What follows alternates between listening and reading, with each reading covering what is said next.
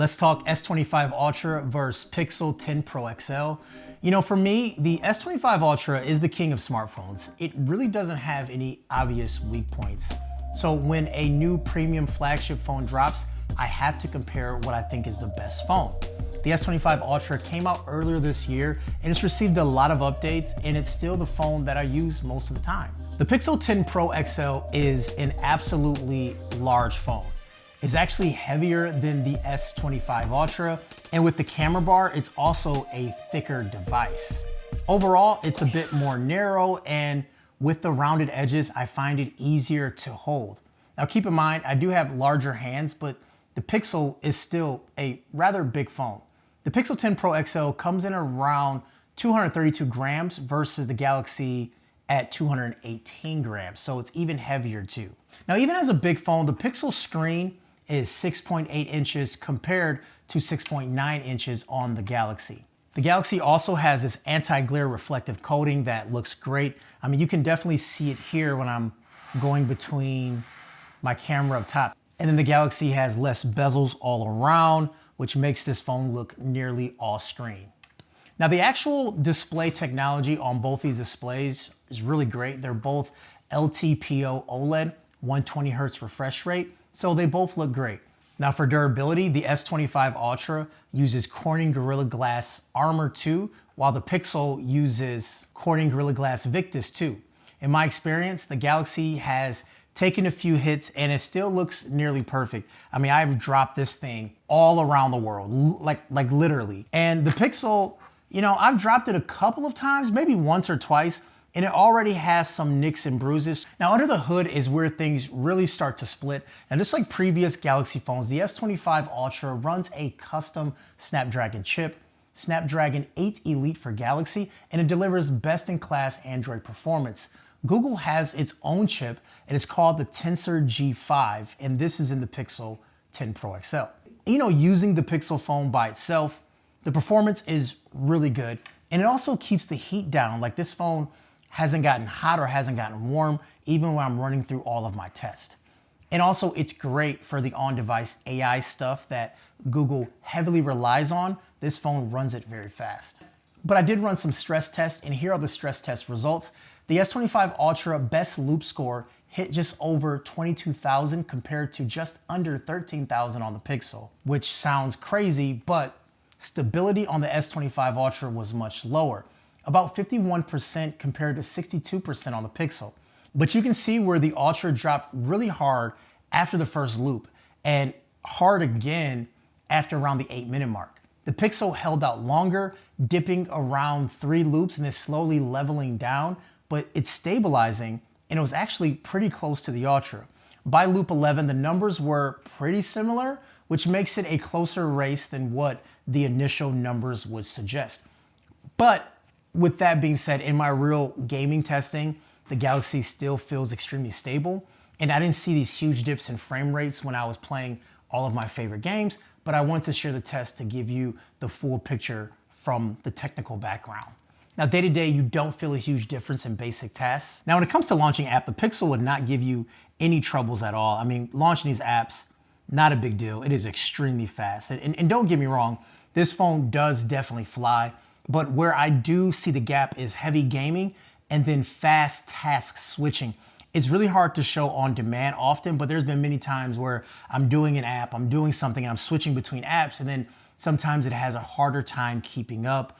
And it's one of those things that I can't emulate all the time on demand, but it is something that I've definitely seen compared to the Galaxy, which doesn't do it at all. Now, staying with hardware, the Pixel ships with 16 gigabytes of RAM across all storage options. The S25 Ultra has 12 gigabytes of RAM standard, but you can get 16 gigs with the 1 terabyte version. So the Pixel does have more RAM starting off for most customers. Now, cameras is where things start to get interesting. You know, to me, the Pixel is still the portrait king, and honestly, I prefer the overall Pixel look. If I need a photo I can trust right away, I definitely reach for the Pixel. I will admit I am biased to a Pixel camera because I have consistently had a Pixel camera in the family, and some of my favorite photos of my son has been taken with a Pixel phone. But the Galaxy absolutely has more camera hardware. It does have this 200 megapixel sensor, and you also have an extra tele 3 times and 5 times, and it gives you more flexibility overall, especially when you're zooming in and reframing those huge 200 megapixel shots later. Out of the camera though, the Pixel's rendering often just looks better to the eye. Now both cameras are excellent, and a lot of shots I could pick either or and be completely happy, but the Pixel has a look that I really enjoy.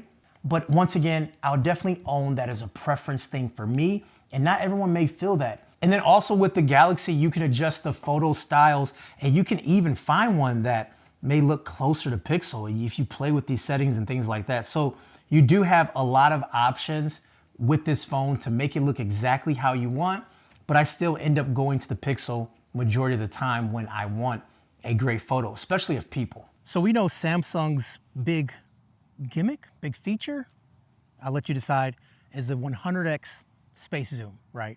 Where you see something really far and you zoom in 100 times and takes a photo. Now, the Pixel has that same feature. Behind me, you can't see it right now, there is a sign 200 yards away. We're gonna go ahead and do 100x zoom on both cameras and see which one looks better.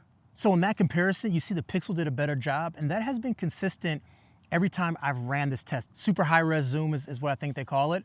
The Pixel has just been better overall. So Samsung definitely has some catching up to do on that side of things. The Pixel still has the edge on calling features and Google's AI stuff like Call Assist, Best Take, and Magic Editor. Now, Samsung's Galaxy AI and Google Photos on Galaxy covers a lot of the same ground, although some of the editing tricks are still a Pixel exclusive, but the gap has definitely closed a bit when it comes to that.